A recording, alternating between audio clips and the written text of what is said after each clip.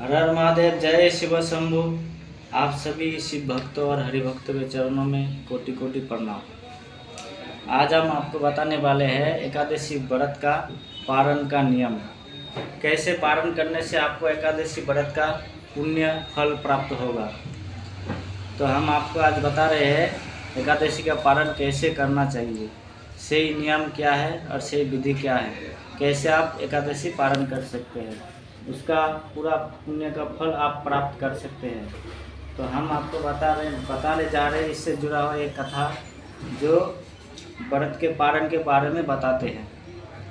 बहुत दिन पहले, बहुत काल पहले बनारसी में एक वैद्य था और उस वैद्य हर दिन वो सिर्फ शिकार करने में ही दिन जाता था। उसका पशु पक्षी को मारना, बेचना, यही उसका काम था। तो एक दिन उस वैद्य ने जंगल में जाके बहुत सारा शिकार किया और शिकार करके जब वो वापस आ रहा था तब रात्रि हो गया। तो वैद्य ने सोचा मैं इस जंगल में, घने जंगल में अकेले रात्रि में कैसे सफ़र करूँगा, बहुत बड़े बड़े जीव जंतु जानवर रहते हैं तो वो मुझे खा जाएंगे। इसके डर से वो एक वृक्ष के ऊपर चढ़ गया और वृक्ष में अपने मांस का जो झोला था, बोझा था, वो टांग के रख दिया और एक डाल में बैठा रहा। और उस रात्रि में था शिवरात्रि, वो रात्रि था शिवरात्रि, शिव चतुर्दशी का रात्रि था। और वैद्य जब पेड़ के ऊपर थोड़ा सा हिलडुल के बैठ रहा था तब एक बेलपत्ती जो शीत से भिगा हुआ था वो बेलपत्ती शिवलिंग के ऊपर पड़ा। इसमें शिव चतुर्दशी का व्रत का फल उससे मिल गया।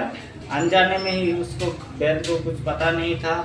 जब सुबह हुआ वैद्य अपने घर में वापस आया और उसके बीवी बच्चे बहुत परेशान थे और उसके बीवी आते ही उसको भोजन के लिए एक थाल परोसा।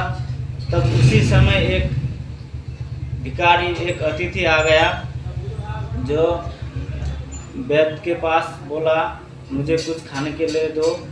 तो वैद्य ने सोचा, उसके मन में शिव चतुर्दशी का जो बेलपत्र पड़ा था शिवलिंग के ऊपर, उससे उसका बहुत पुण्य का फल मिला था। इसमें उस पर बहुत ही बहुत अपने कृपा भोले बाबा का हुआ था, इसलिए वो अपने भोजन उस व्यक्ति को दे दिया। इससे उसको व्रत का पारण का फल प्राप्त हुआ। ऐसे ही जब कुछ दिन बीत गया, वैद्य का बहुत बीमार हो गया। वैद्य बीमार होके तब उसको मृत्यु हो गया। मृत्यु के बाद जमदूत उसे लेने आया और उधर से शिवदूत भी उसको लेने आया था। जब जमदूत उसे ले जाने लगे, शिवदूत ने बोला इस जीव पे हमारा अधिकार है, इसलिए इसे हम कैलाश ले जाएंगे, आप इसको नहीं ले जा सकते जमलोक में। फिर जमदूत और शिवदूत में बहुत लड़ाई हुआ और उसी समय जमदूत हार गया और शिवदूत जीत गया और उस वैद्य को ले गया कैलाश।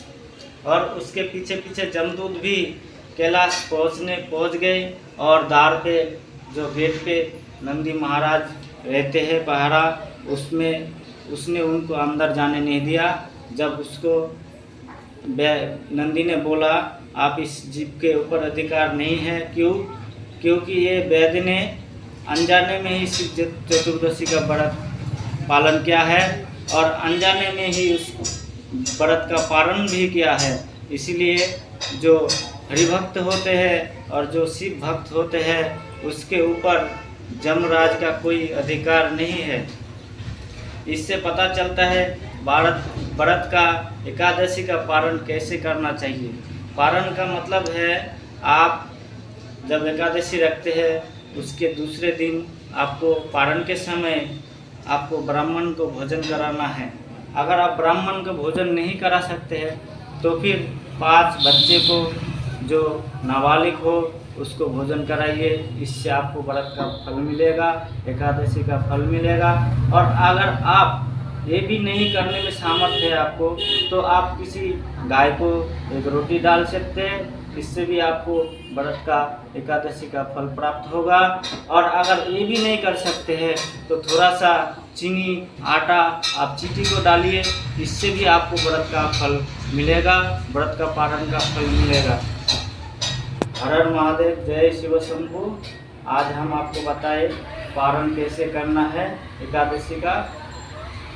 इसमें आप अगर हमें कुछ अगर भूल हो गया हो तो हमें क्षमा करें और वीडियो को लाइक अवश्य करें। आप बहुत वीडियो देखते हैं और हमारे ये वीडियो भी आप लाइक करें, फॉलो करें।